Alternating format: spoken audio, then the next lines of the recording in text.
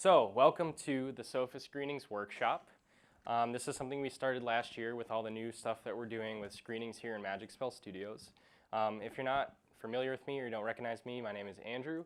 I'm a recent graduate of the Motion Picture Science program and now an adjunct faculty in SOFA and also working a technical role here in Magic. But I worked really closely with the team last year who was focusing on screenings, and we wanted to kind of prepare this workshop and make it a part of SOFA culture. So that's why we're kind of having it here today and Tuesday as well. So if anyone's not here that you know and can make it to Tuesday, that would be great. And we will kind of put this material up later on so that you can reference it later. But I just wanted to kind of let you know that. This is kind of hosted by FVASA and SMPTE. You guys are familiar with FVASA. SMPTE is the Society of Motion Picture Television Engineers. Right now it's kind of a group of mostly MPS students, but a few imaging science, a few film students as well. And we do a lot of technical things, and we're trying to also become part of the SOFA culture a little more and help out with this technical stuff. So if you have any questions, these are the kind of the two groups to go to ask about it. So yeah, we're going to get started. So today is the first workshop. Tuesday is the same thing as today, so if you already saw today, you don't need to come Tuesday. But we are going to have a second workshop probably towards the later end of the semester, maybe about week 8 and 9. It's not set yet. And the reason why we're doing that is because last year we kind of had an hour-and-a-half long program, and it was a lot to fit in, and we were all learning new things.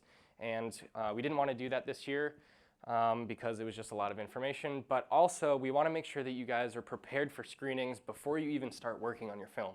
And that's really important because we have a lot of formats and screenings requirements for actually getting things to show up in this theater.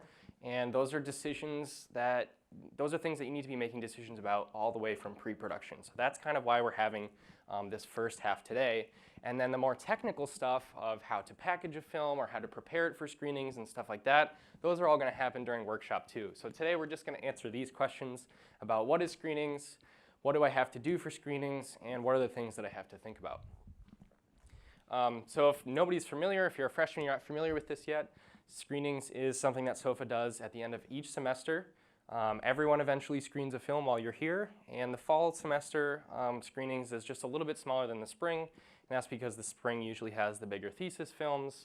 The rough cuts for those actually happen in the fall, but there's just a few more films that actually happen.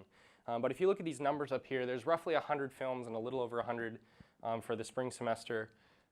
So that's a lot of films. So it's really important that you guys have an idea of how the screenings process works too, so that you can make the handling of these 130 films a lot easier on the team who has to kind of put them all together at the end of the semester. So as I said before, there's some new processes that we're working with here in this theater. This is Magic Spell Studios' Wegmans theater. So this is actually a digital cinema capable theater. It's a little different than just watching a video on a screen. This theater is actually very similar to any movie theaters that you can go to around here, including Regal. And I like to say it's actually a little better because we take good care of ours, and it's got a lot of new fancy stuff. If you look around you, pretty cool. There's actually 58 speakers in this whole theater on the walls, on the ceiling, and even behind this screen where you can't see them. And we have Dolby Atmos surround sound in here, which is like the only place on this half of like Western New York, or actually in all of Western New York, that has this kind of thing. So it's pretty cool to be in a program that you have access to this and are able to use this for screenings and stuff like that. So because of all these new systems, we have a lot of new features, a lot of new ways of showing films, a lot of new ways of telling stories. And this is all for you so that you can create your films and just tell your story in a new and a different way. But we also are trying to promote professional practices. Since this is a theater that operates like a real cinema theater, we can actually play real movies. And we're actually trying to promote the creation of those movie-style formats so that you guys get an idea of how they work. Because when you go out of here into the real world, you actually might get to see how some of those movies are created.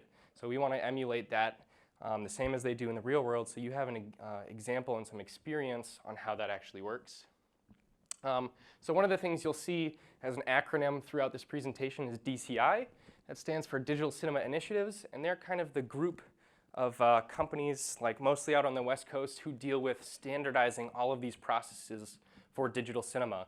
And that's how this entire theater operates. The way we play back films, the way we package them and encode them to play in here, they're all kind of standardized by this group. So if you see that Floating around this presentation anywhere, it really just means that we are following their instructions and their standards. And like I said, we're going to talk a lot today about the difference between digital cinema and video. So if you have any questions at all, please feel free to stop me and ask questions. I also have a couple slides where I'll stop in between to ask questions, but we'll all be here afterwards as well if you have anything that you need to know.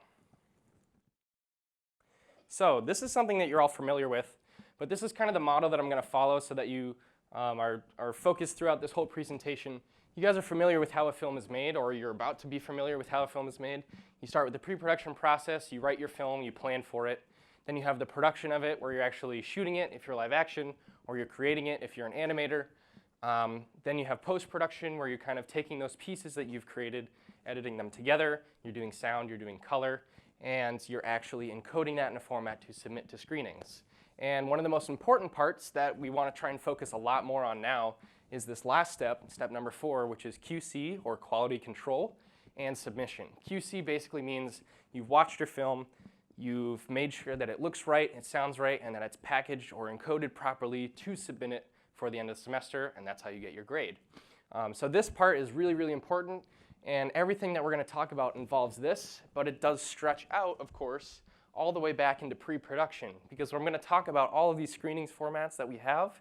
But really, these are things that you need to start planning for in pre-production, because you don't want to hit a snag along the way and then say, oh no, I can't reach the proper formatting for screenings, or I can't get to that point really easily.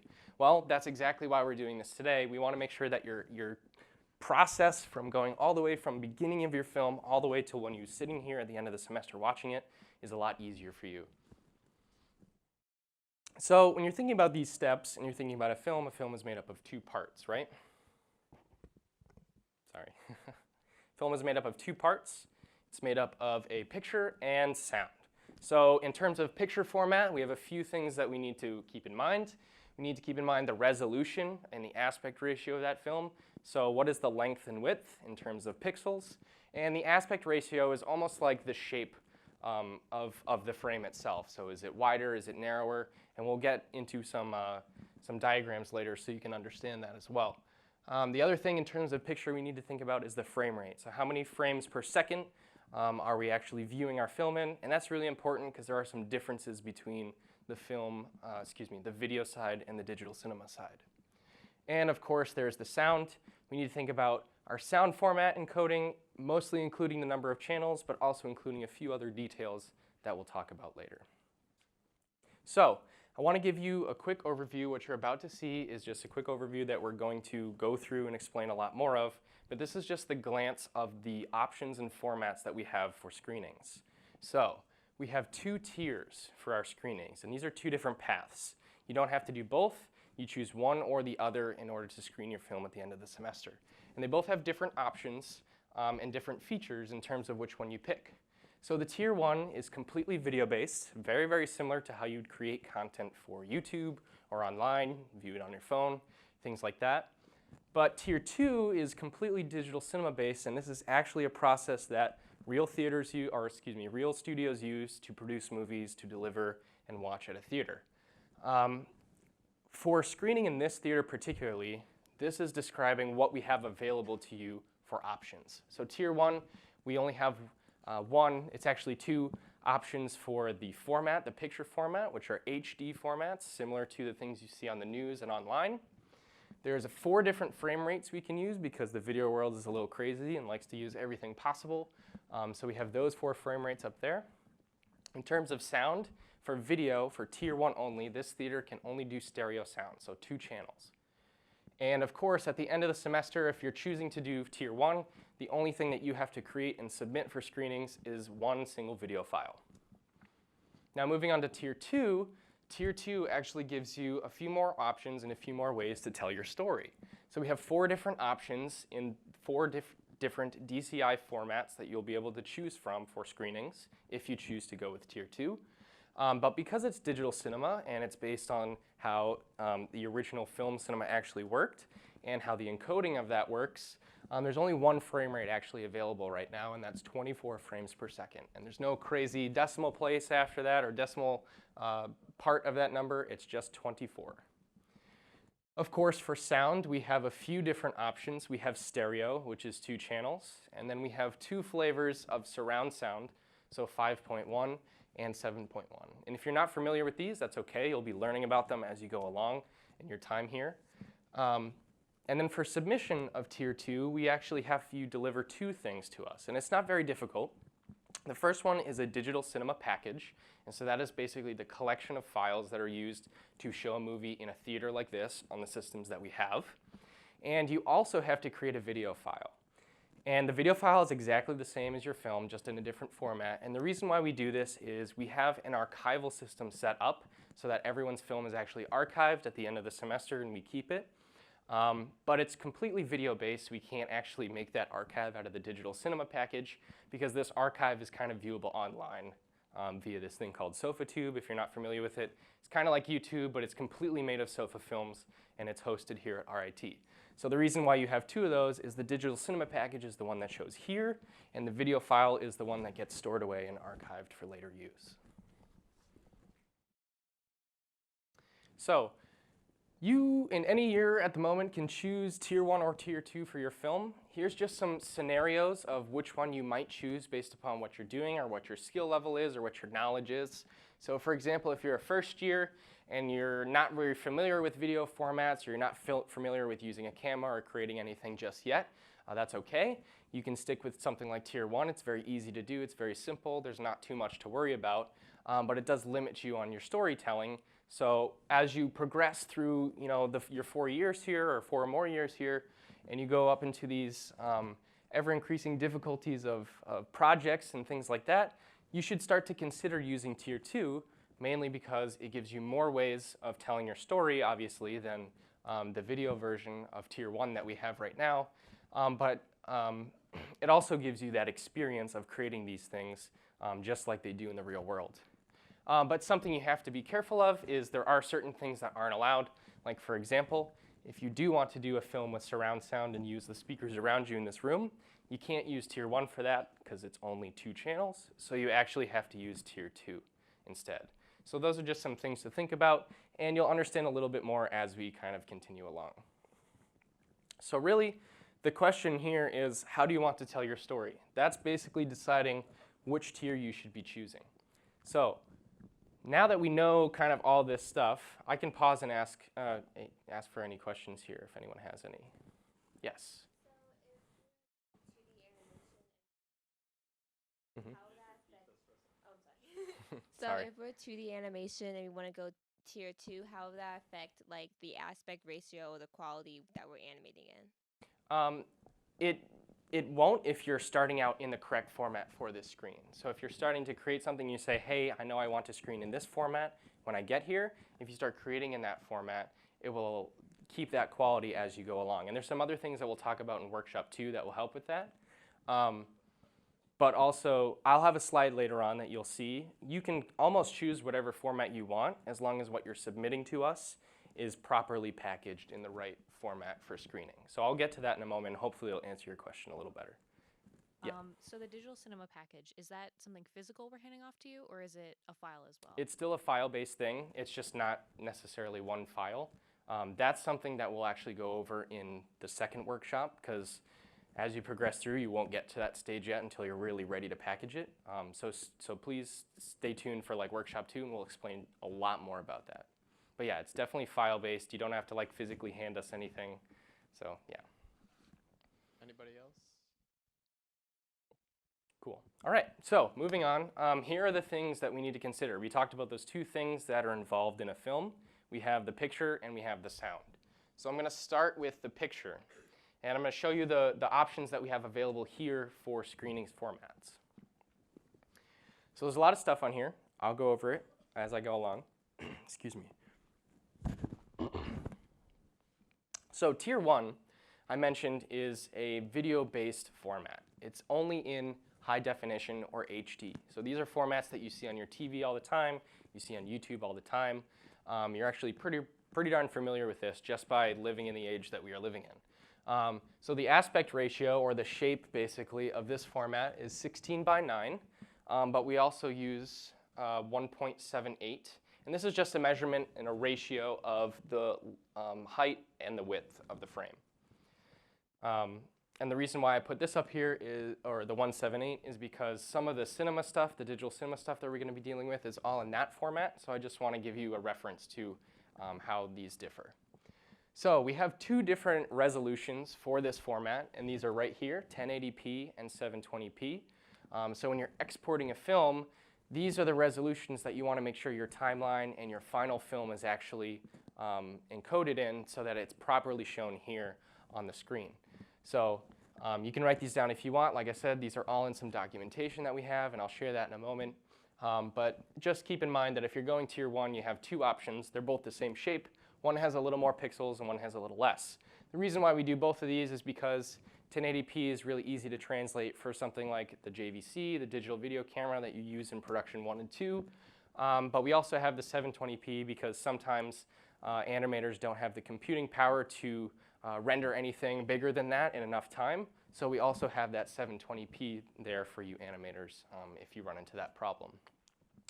Now the one thing about HD in this theater, and you can actually see it based on my laptop right now, is there's just a tiny bit of like open screen that you can see right on the curtain. You might not really notice it too much, but that's because this screen is actually formatted for one of the cinema formats that you'll see in a minute. So if you're showing HD on this screen, there's just a little bit of blank space on either side.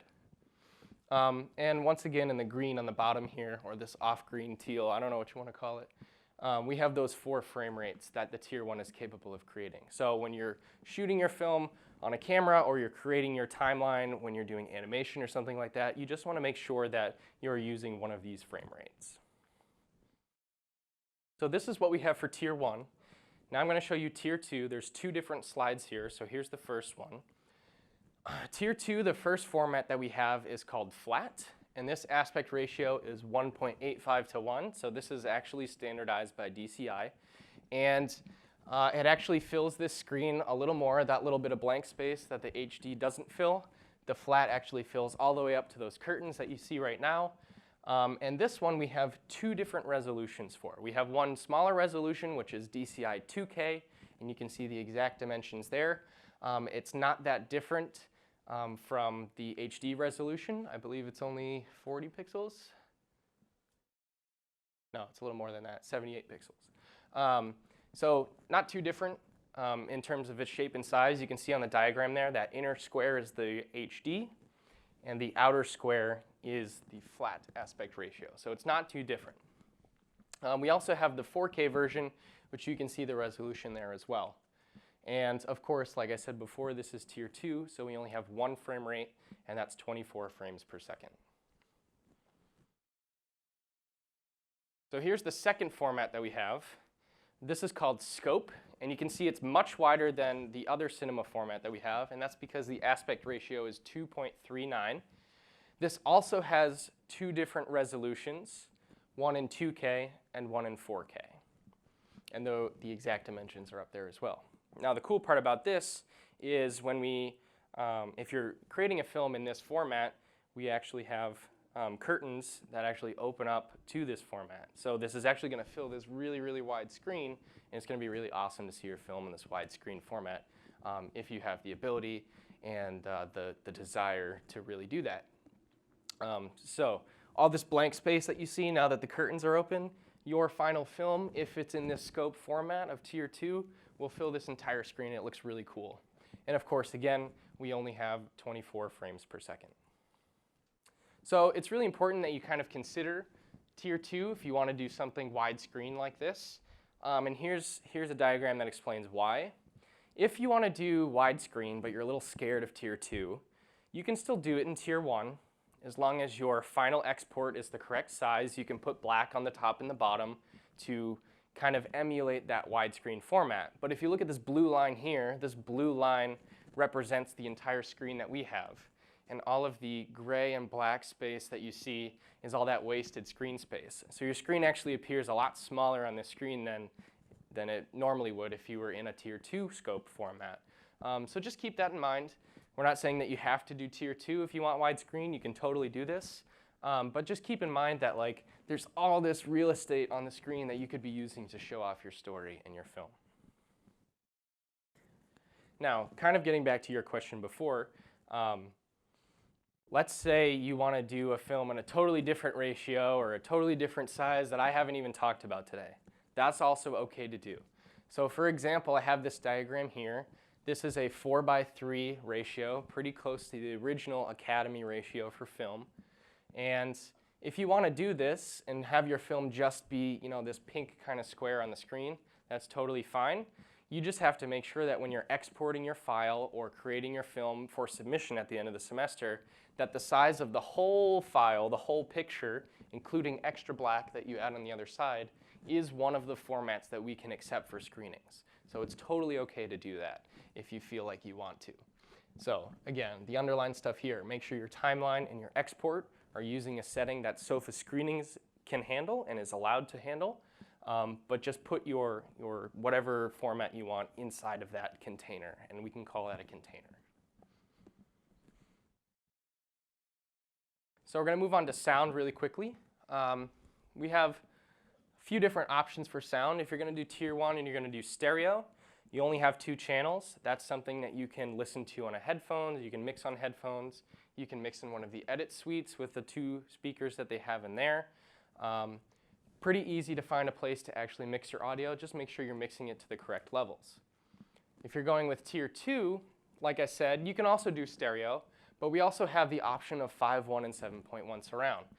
5.1 is 6 channels, and because you don't have 6 channels in your headphones or on the speakers on your desk, we actually have 2 places, it's 2, right? 2 places at RIT that can mix 5.1 surround sound. One is here in Magic Spell Studios down the hall. It's called the Sound Mix Theater. And one is in SOFA in the basement. And I forget the exact name of it, but it's pretty much the same thing, right? The Mixdown Theater. Thank you. So those are both places that you kind of have to have access to and you have to reserve in order to mix films. But that's the place, those are the places that you would have to do it in order to get it to mix properly for this room. Now for Tier 2 with this digital cinema, we have a lot more availability for things like 7.1 surround sound as well, which has 8 channels. But unfortunately, the only place that we can actually mix that type of sound is the one that's here in Magic Spell Studios. And of course, no matter what you're working in, the encoding should still be 24-bit and 48 kilohertz for your sound. And if you don't get that, we'll talk about that more in Workshop 2, or you'll learn it a little more as you go along. The most important thing to take away from this slide is the fact that if you are kind of going with a surround sound mix for your Tier 2 film, just keep in mind that other people might be doing the same thing as well. So if you have to reserve this space to mix and listen to your film, you also are probably doing that sharing with other people who want to do the same thing. So just keep in mind, plan ahead, make sure you reserve time, but also share with other filmmakers if you need to mix in one of these formats. So I'm going to stop and ask for more questions with this ridiculously orange-colored slide. But yeah, if anyone has any questions, now's another time to ask. We're just going to pass microphones around just so it gets captured on the recording. I can't tell if it's a good thing or a bad thing. Are you almost raising your hand, or are you? Sorry, just if you don't mind, can you wait for the microphone? Because we're just recording the audio for later use. And we just want to make sure that the questions are heard. Hi, thanks. So I know that Tier 2 is sort of the recommended format for capstone films, but would it still be acceptable if, say, you were already in development and working in Tier 1? Yeah, I mean, there are no policies that are saying you need to make a Tier 2 film, at least as of right now, so that's totally fine to do. Okay, thank you. Yep. Anyone else have any questions? Right here,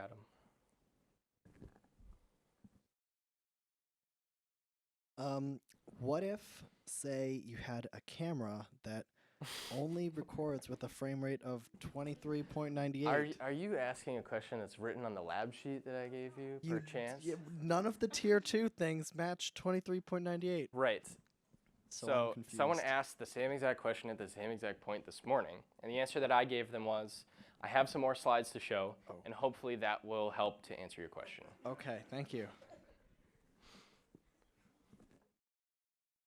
Cool. Anyone else?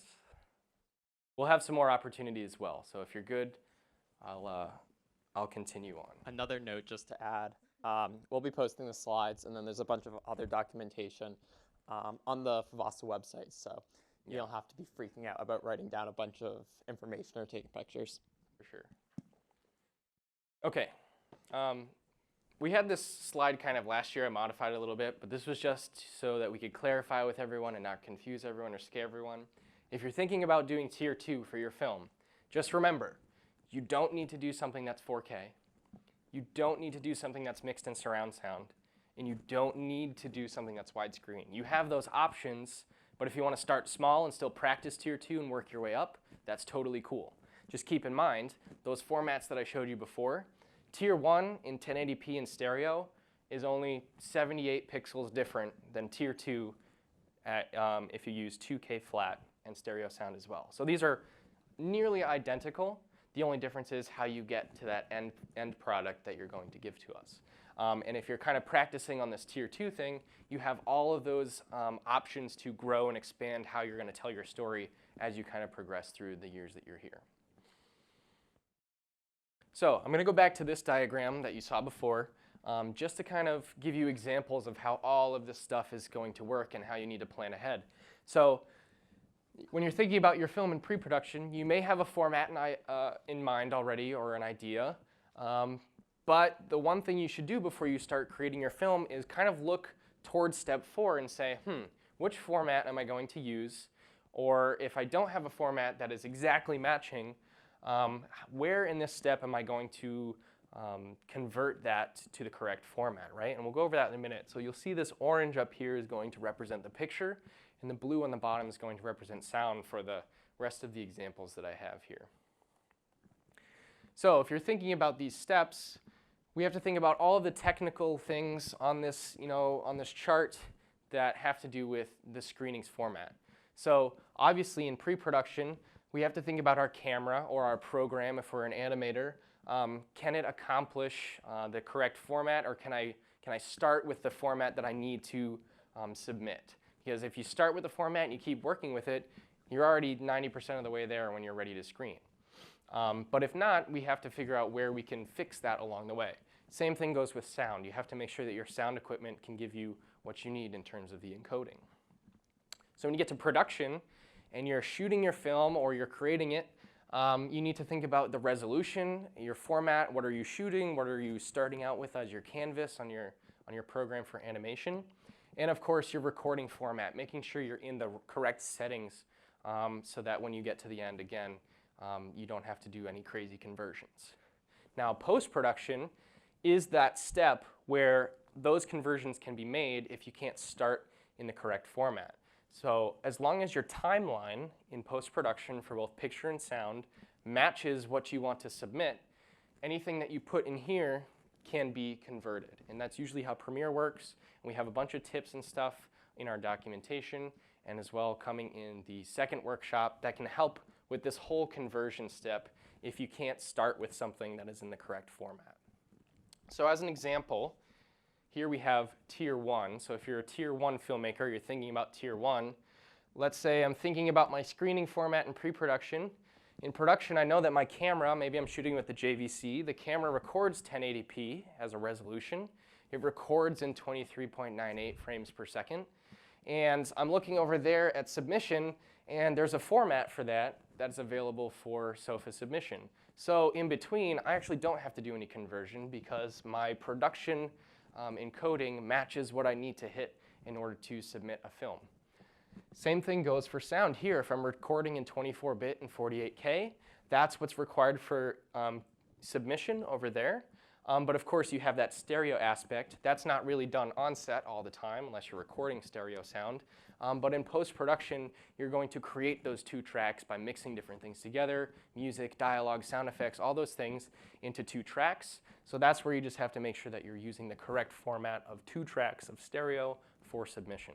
So that's a pretty easy example because it's all video-based. So here's another example, and this is Tier 2. So we're thinking about our screening format. Maybe we have something in mind, but let's go all the way to step 4 and let's look. Let's say what I eventually want to end up with is a 4K flat So the curtain's closed. 4K flat picture at 24 frames per second. I know I want to hit, and I know I need to hit those kind of marks. And let's say for sound that I want to do 5.1 surround sound as well. So now let's step back and go to production. Over here, I can record my sound correctly in these formats here, 24-bit and 48K, so I'm good there. But up on the top, I have my picture. My camera can only record that resolution, 3840 by 2160. This is called ultra high def, or UHD. Sometimes you'll hear it as 4K UHD. They actually stole the 4K from the cinema industry when they named it, so just quick tip there. But the camera can also only record in 23.98. So this doesn't exactly match my format that I want to hit over there. However, if I kind of look at the two resolutions, this is pretty close to that, and I could maybe blow it up on the screen a little bit, or I can shoot something on my camera that's a little wider than I want to go, and fix it when I get to post-production. So when you get to post-production, you want to make sure that your timeline is in 24 frames per second for both your picture and your sound. Because when you get up to this point, you might be doing picture. One person might be working on the picture, one person might be working on the sound. Excuse me. But one of the most important things is that whatever program you're working in, you want to make sure your frame rate is the same for both, because you don't want your audio and your picture to not sync up when you get to the stage of packaging your film or preparing it for the submission process.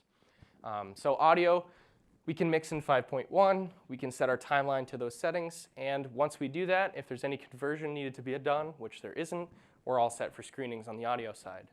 On the picture side, if we set our timeline to that, we stretch it out a little bit, it does the frame rate conversion for us when we're encoding it at the back end, then we are now in the correct format for screenings. But it's something you just need to think about, because when you get over there and it looks just a tiny bit different or a little bit different from what you had done when you shot it, you know that you had to do some conversion step along the way.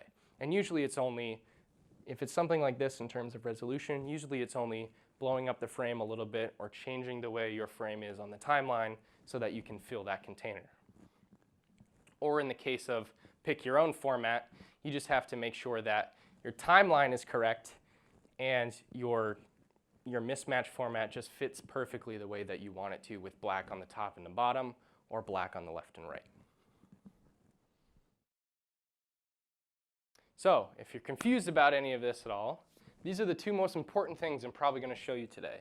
The first one is a link to the website, which I'll show you in just a second, where we have all of this documentation that we wrote up last year on how everything works, written down in encoding settings and all that kind of stuff, instructions, tips, how-tos, all that stuff is kind of bundled into this documentation. There's also an email here, FVASA@rit.edu, and this is something that myself, Adam, and a couple other people are all linked to, including the screenings team. So if you send us an email and say, hey, I have a question about screenings, I have a question about Tier 1 or Tier 2, hey, I ran into a problem, what should I do? That's the kind of the first place that you should go to kind of ask a question, because one of us will pick it up and hopefully answer your question and even come and help you at some point if you need it. So those are really important. So really quickly, I'm just going to show you the website. If you go to fvasa.cad.rit.edu, you'll end up here. So Adam, you built this, right? Yeah. Oh, I thought Adam built this. Adam's been working on it a lot, though. I know that. But this is the FVASA website. It's got a lot of information about film processing if you're doing that for production 1 or 2 right now.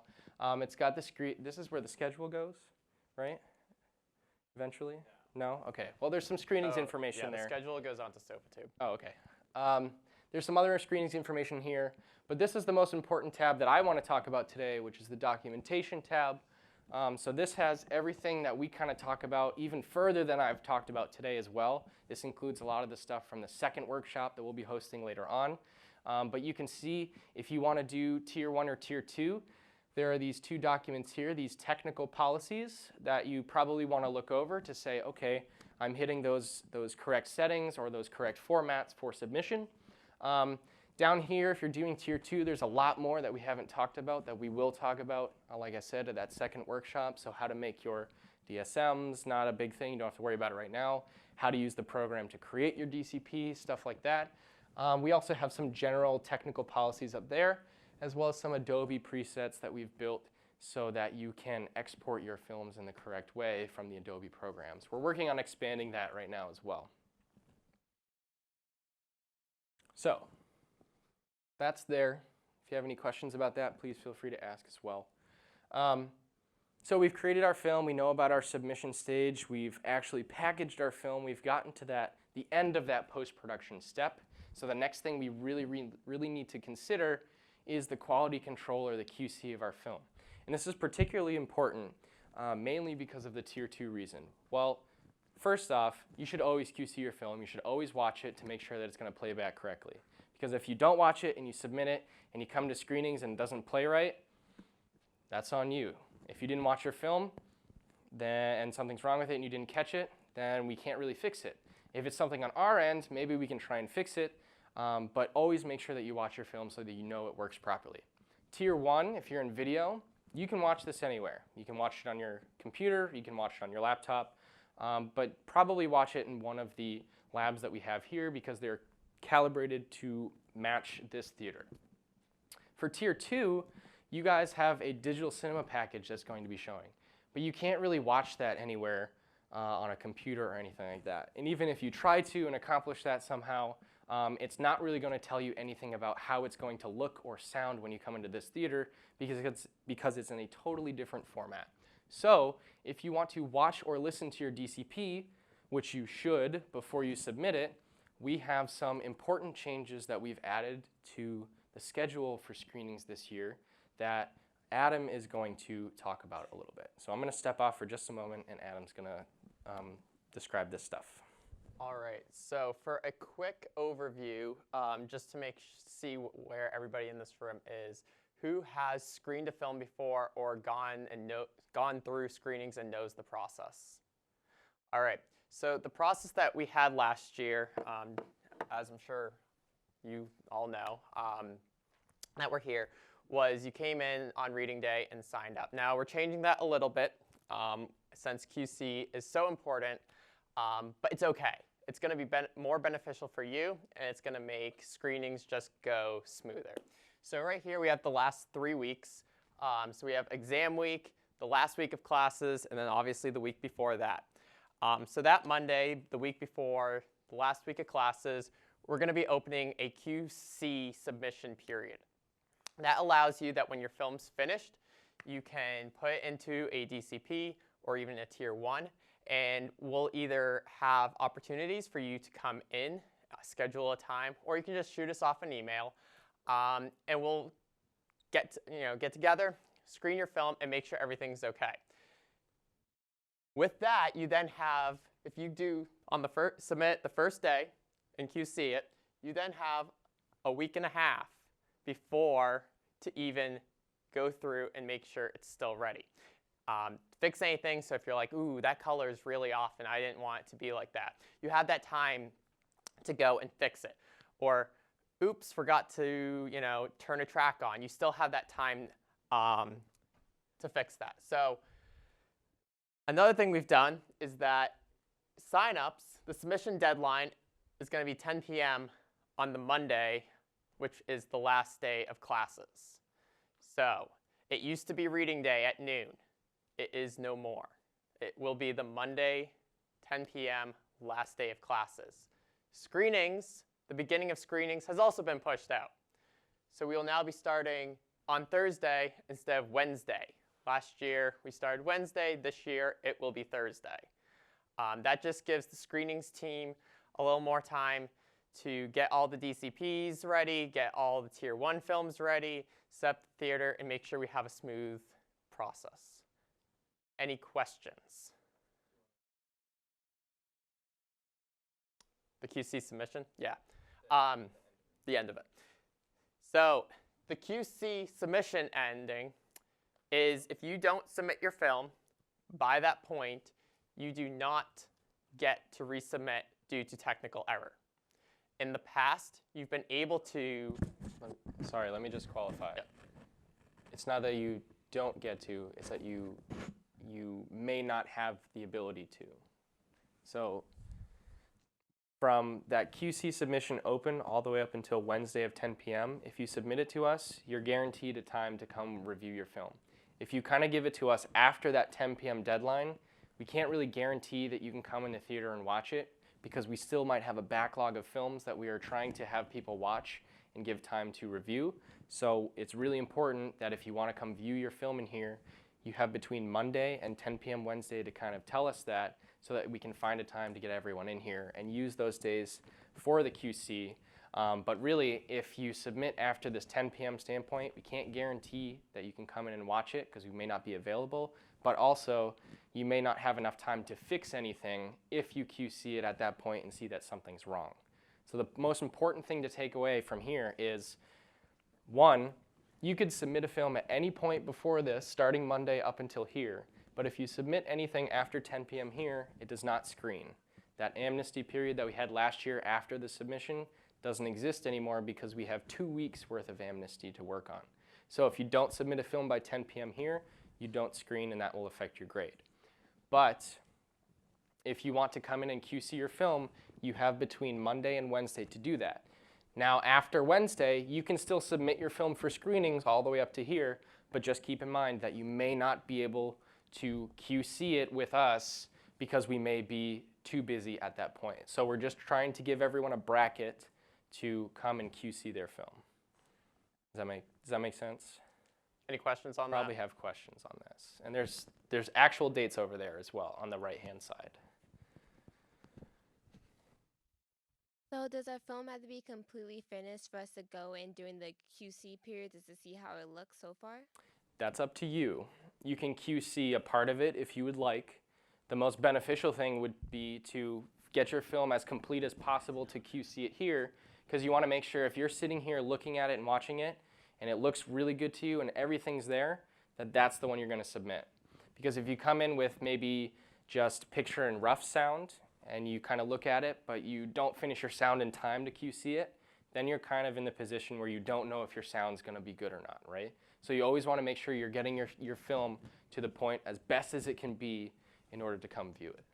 Another thing with that, let's say that you're a superhero and your film's like half done, like today, week 2, and you're like, I really want to see how this looks. Send us an email. We can schedule a time for you to come and take a look in something like this. So.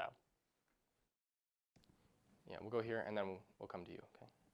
So if you submit during the QC submission time on time and then it just happens there's a lot of people and they can't get to you until, like, let's say the Monday that is the submission deadline, and then there's something wrong with your film, do you have to, like, can we submit it on reading day if that happens? For extreme cases, it will probably be allowed, but hopefully if you submit if you submit on Monday, we don't get to you back by this Monday, because that would be really extreme. Okay, yeah, I just wanted to check. Yeah, absolutely. For extreme cases, at that point, we'll be working with you. Yeah, for extreme cases, we can handle that separately. But for the most part, this is what we would really like everyone to kind of follow. You can pass it along. Yeah.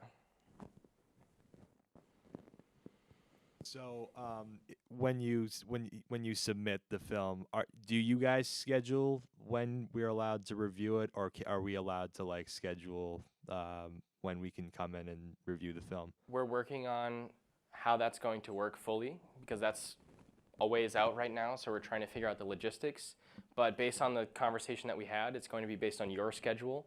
And we'll have multiple people here who can do it, because obviously if we say, hey, you can watch your film at 2 o'clock, but you have class, we don't want to do that to you. Gotcha. So I think it's going to be something that you can come, schedule a time for you to watch it, and then that's how we're going to get it to work. All right. You can pass it Just behind pass you. behind There's you. a question back there. If you submit your film and then you watch it and there's a problem, do you still have time, like, between, like, the entire week to, like, resubmit it and watch it again, or can you only screen your movie once? You can resubmit as many times as you want until you have it correct, as long as you submit the final one by this deadline. Whatever one we have by this deadline is the one that we're going to show. Just keep in mind that if you want to come watch your Tier 2 film 10 times, that's a little extreme, because we obviously have a lot of other people who want to do it. But if it's once or twice, we might be able to fit a second one in, depending upon how much people we have. Was there a question behind you? Did you guys Okay. have? I saw there might have I been started hands over seeing a hand. here. No? Nobody Anybody else? else? Okay, cool. All right, so if you haven't taken a picture of this, you can go ahead and do that or write them down. I'll leave it up for one more second. We're going to try and post this around as well because this is one of the most important parts of what we're doing. So I think we're going to try to post this down in the SOFA lobby somewhere, either on a bulletin board or on a screen or something like that, so that you guys can see it at all times and know what happens. One more thing about this as well. For those of you upperclassmen who are looking at the schedule and saying, wow, now I have to finish my film 2 weeks early, something to consider. You know, your craft trackers are also working really hard on your sound and your color and stuff like that. You want to afford them enough time to finish as well. So try and stay on top, try and plan ahead so that you have everything completed in a reasonable time for you to let your other teammates finish your film and to let your entire team watch your film during this QC session. So you will have to be a little proactive in terms of your scheduling and your production in order to do this. So just as a recap, think about what format is going to be right for your film when you want to screen. You can pick one of the ones that we can have and make it as easy as possible. Or if you're thinking about doing something different, just think about what conversions you might need to do down the road or what format you're going to choose for the screening submission part of it. So plan that out all the way from right now, your pre-production. Go back and talk with your team, talk with yourself if you're just working out by yourself about what choices you need to make in terms of screening your film. QC your film at the right time. We have 2 weeks open for QC, so stay tuned for that schedule and that sign-up process like you were asking about. And of course, like Adam said, if any point during the year you say, hey, I have a time that I really want to figure this out, how do I do this, how do I QC a little early, email us and we can try and set up a time to do that. And of course, if you're confused at any point, there's documentation and there is resources available to you through the email that we have and all the people around you. So please ask questions. We're not here to overcomplicate it and expect you to memorize everything that I've shown you today and just remember what to do. Obviously, that's a really difficult expectation. So if you have questions about it, please don't be afraid to ask them because we're here to help you. So this is about the end. Stay tuned for part 2 of this workshop, which is coming down the road, where we'll talk a lot more about how to prepare your film for screenings after you've probably made it, including problem solving if you need some conversion along the way. I'm open to more questions as well, and I'm just going to leave this up here. If you didn't remember it, you didn't see it before, because this is the main resource before coming to us or after coming to us for questions. We have one question right here, Adam. All right, where?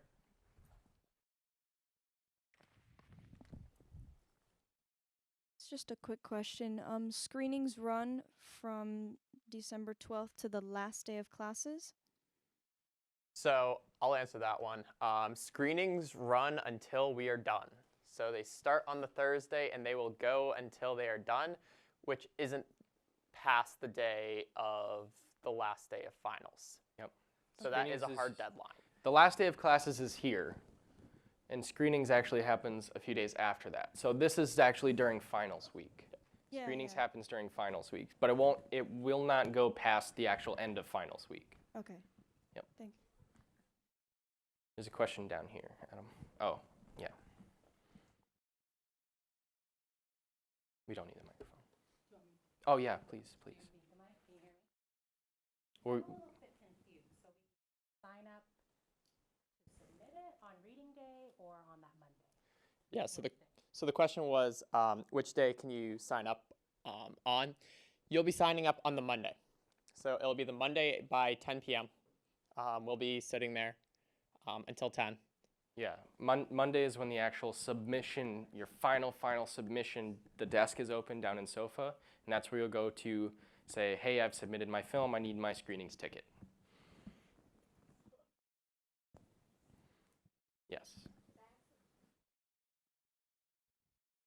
Wait, so to be clear, then we're submitting our films, and then we'll also sign up for our times also on Monday. Correct. Okay. Yep. So you don't have to see me at all on reading day. Yeah, Go so read. for those of you who aren't familiar with that process, I guess that's something that we missed.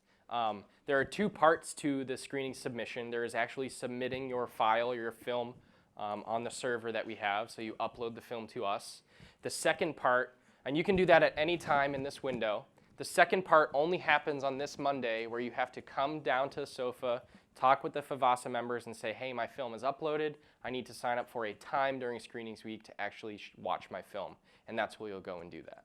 So it's kind of a 2-step process.